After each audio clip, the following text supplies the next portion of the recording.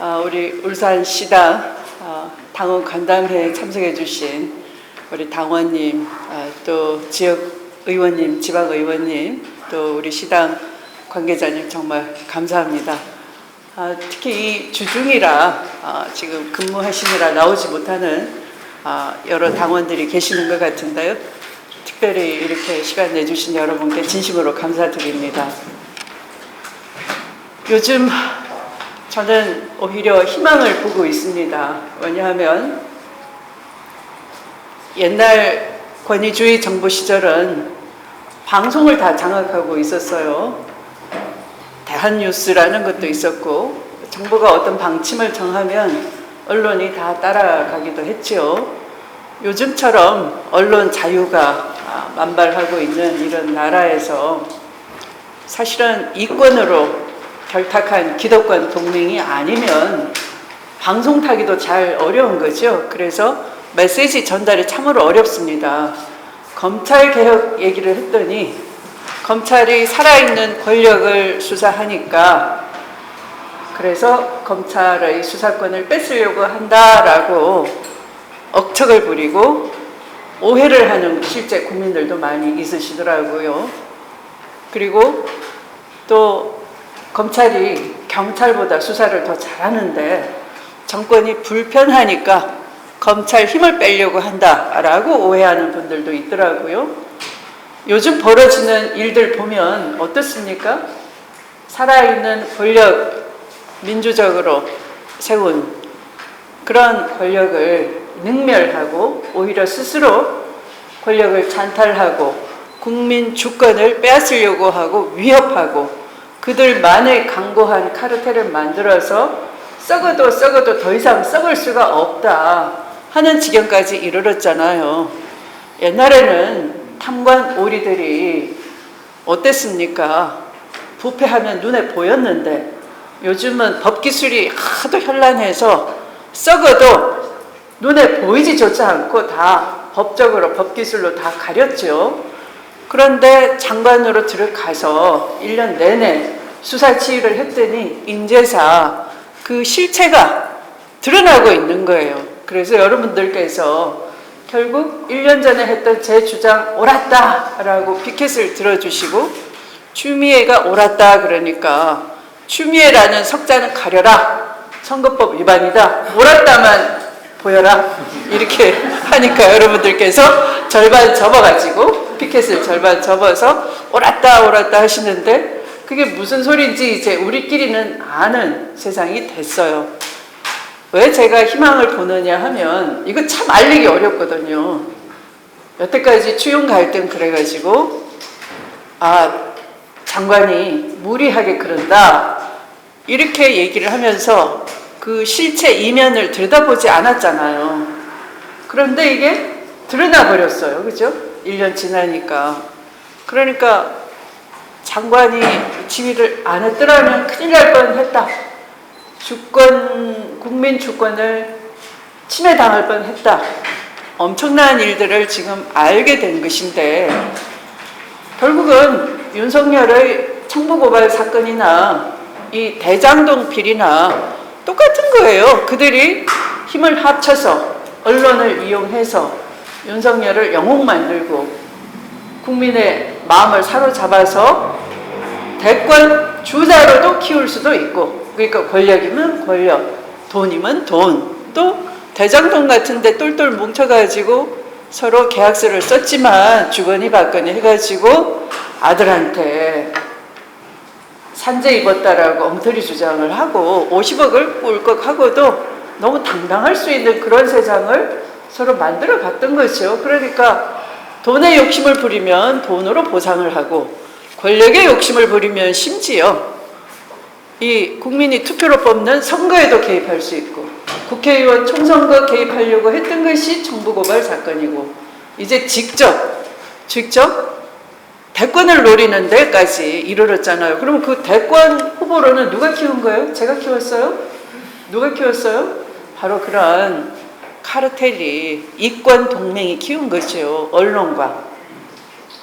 언론과 재벌, 만만한 재벌이 자기들 이해관계에 딱 맞아 떨어지니까 이익을 공유할 수 있으니까 그들이 카르텔이 키운 거예요. 그리고 법원에 가도 서로 봐주기를 했던 것이고, 근데 이런 70년 된 적폐들을 그 뿌리를 캐고 보면 이것이 친일 세력이고 나라 팔아먹은 세력이고, 저 더 거슬러 올라가면 탐관 오리들하고 마찬가지고 그 본질은. 그래서 우리가 한 번도 청산해 보지 못한 마지막 권력을 지금 청산할 수 있는 기회가 왔다는 거예요. 그래서 우리가 함께 뭘 드는 거죠? 촛불을. 다시 촛불. 다시 촛불이라는 건 다시 개혁이다 이런 얘기예요. 개혁이라는 걸 제도 개혁 몇 개 했더니 그거 가지고 이 정부의 성과로 내세우고 다리 뻗고 파나할 줄 알았더니 그게 아니더라 이거죠. 여러분들이 먼저 깨달았어요. 그냥 검경 간의 수사권 조정하고 공수처 출범시켰다고 만족스러운 결과가 결코 일어나지 않는다. 우리는 끊임없이 개혁해야 된다. 그 개혁은 피곤하더라도 다음 세대를 위해서 안 하면은 그 적폐가 더 쌓이고 불공평, 불평등, 양극화가 더 극심해지고 절대 이 땅에 평화는 오지 않는다. 적대적 공생을 한다. 이 악이 존재하기 때문에 이쪽 악도 다시 더 크게 번창하는 거예요. 악의 번창, 악의 고리를 끊느냐 아니면 나라를 평화롭게 만들고 정의와 공정이 뿌리 내리는 세상으로 만들어내느냐 하는 것이 우리의 판단에 달려있는 거죠. 근데 이걸 설명하기가 되게 어려운데 우리는 이미 역사 한복판에 들어와서 온몸으로 전율스럽게 다 체험을 하고 있으니까 저 혼자가 아니어서 이번에는 해낼 수 있겠다. 그런 제가 희망을 느끼니까 즐겁죠.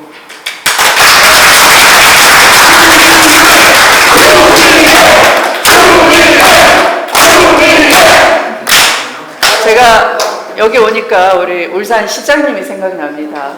왜 생각나느냐 하면 장관 취임을 하고 어떤 일이 있었냐 하면 갑자기 야당 국회의원들이 자료 요구를 하는 겁니다.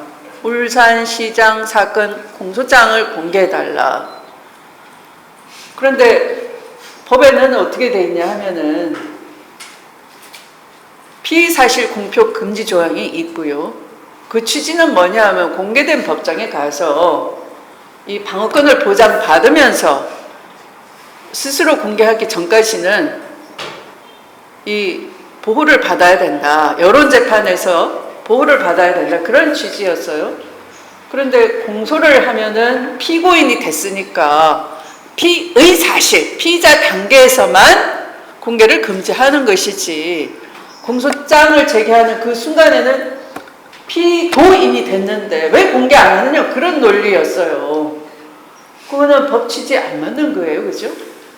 이 피해 법익을 보호를 하기 위한 해석을 해야 되는데 기계적인 해석을 하는 거예요. 그런 주장을 누가 했느냐? 홍준표 후보가 하더라고요.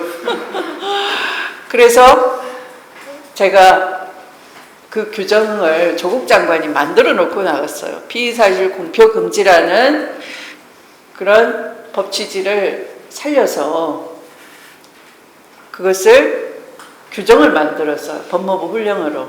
그러니까 공소장 공개는 제한적으로만 요지만 공개를 할 수 있다 이렇게 바꿔놓은 거예요. 법무부 장관이 내부 훈령을 안 지키면 누가 지키겠어요? 그래서 제가 이 요지만 알려드려라 했더니 언론이 난리를 치면서 그 당시에 그 유명한 한동훈이라는 여러분들 웃으시나 하도 유명하니까 한동훈이라는 이 부산고검에 내려가 있는 검사가 이 장관이 공소장을 가지고 오샵질을 하고 있다. 이렇게 기자들을 데리고 장관을 비아냥댔던 거예요. 그런데 그들이 한 일이 뭡니까? 지금 와서 보니까. 그 공소장에는 무려 35번이나 문재인 대통령이 적시가 돼 있어요.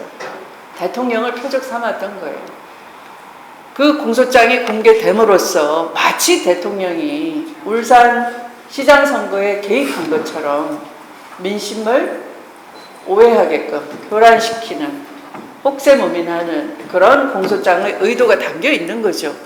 공소장은 법에 딱 그 공소하는 범죄 사실만 적게 돼 있는 것이지 막 주변 사실을 소설 쓰듯이 그렇게 하라라고 돼 있지 않아요. 그 자체가 위법한 거예요.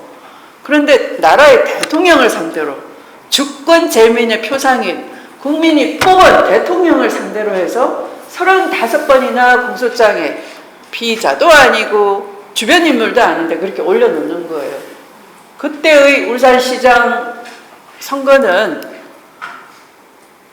청와대에서 개입할 이유가 아무것도 없어요. 왜? 제가 안심번호 여론조사를 했어요.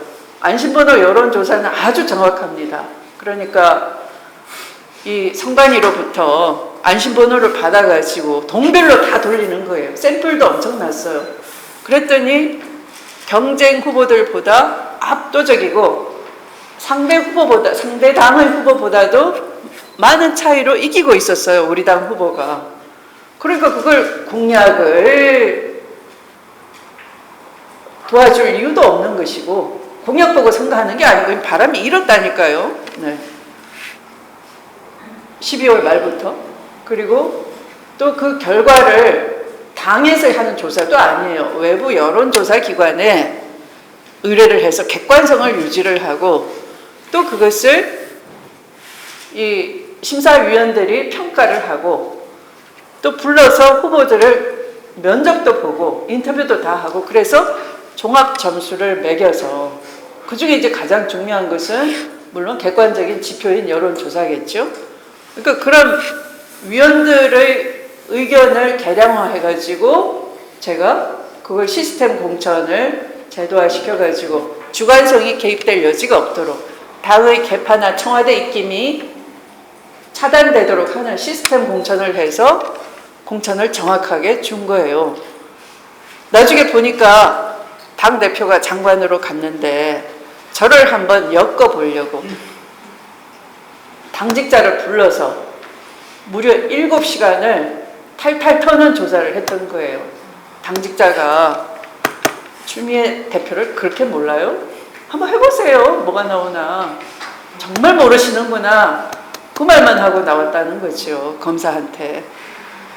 만약 제가 그런 시스템 공천으로 당을 운영하지 않았더라면 저도 어떻게 뒤집어 씌웠을 거예요. 저의 시스템 공천이 당의 객관성을 담보해내고 그런 검찰이 엮어보려는 정치 공작을 막아내는 방화벽이 됐던 거예요. 그러니까 겨우 제가 장관이 돼서 들어가서 2차례 인사 발표를 하게 됩니다. 처음에는 고위급인 검사장급을, 두 번째는 그 밑에 있는 간부급 인사를 하게 되니까 지금 보니까 윤석열 사단은 뭘 꾸몄어요? 총선거에 개입하려고 유시민 엮어내기를 하다가 실패하니까 2차 시도를 하는데 그것이 청부고발 사건이에요. 윤석열 본인과 장모와 부인과 측근에 대해서 탐사 취재를 한 기자들을 고발을 시키고 또 그런 지적을 했던 정치인을 표적 삼아가지고 이들에 대한 고발장을 작성하고 그것을 야당한테 집어준 거죠. 1년의 그 사태들을 이제 정확하게 다 아는 거잖아요. 그 무렵에 제가 인사를 해서 이 검찰 조직을 다 장악하면서 공권력을 사유화했던 그 집단을 인사 원칙을 세워가지고 인사를 통해서 혁파를 하는 거죠. 그랬더니 어떻게 했겠어요. 대통령이 직무 보는 공간이 여민관이라는 건물이 따로 있어요. 여러분들이 이게 9시 뉴스에 보시면 청와대 정면을 보시게 되는데 그 오른쪽 편에 보는 정면에서 오른쪽 편에 비서동이 있고 그 비서동에서 대통령님이 소박하게 거의 밤늦게까지 직무를 보시는 거예요. 대통령 직무 보는 공간에 청와대 지방자치분권 비서관실을 8시간을 압수수색을 했던 거예요. 기가 찬 일이죠. 이번에 야당 국회의원 국힘당 소속 압수수색 하니까 난리를 치죠. 그들이 청와대에 그렇게 여러 차례 압수수색 시도했던 것은 아무것도 아니고 이런 무법천지 이 집단을 이제 국민들이 그 실체를 알게 됐어요. 권력이면 권력, 돈이면 돈. 저 대장동에 대해서는 어제 열린공감TV 보셨나요? 네. 다 보셨군요. 네. 어제 깜짝 놀랐어요. 덕분에 여러분들이 SBS TV 토론은 못 보셨죠? 아쉽네요. 아, 봤어요? 네. 네. 그럼 제가 마지막에 껍데기는 가라라고 하는 것도 보셨겠네요. 네. 정말 이제 부패의 실체도 드러나고 이 국민 주권도 찬탈당할 뻔했던 그 실체를 우리가 알게 됐으니까 당내 개혁 주도 세력을 만들어야 되는 겁니다. 그러니까 이번 대선 경선에 저 개인이 나온 게 아니에요.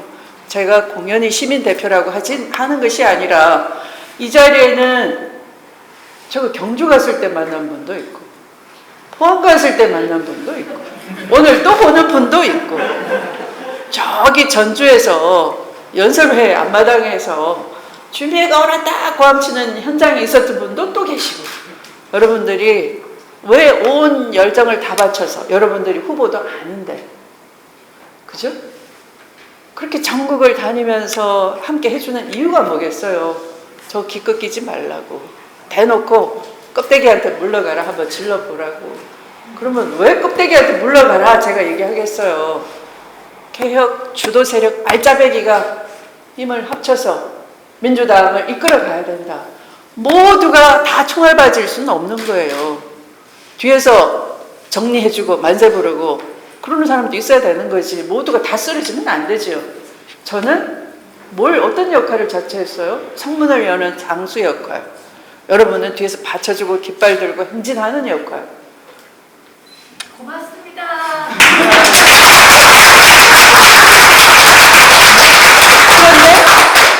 그런데 적의 논리를 가지고 와서 뒤에서 총 쏘고 김 빼면 되겠어요?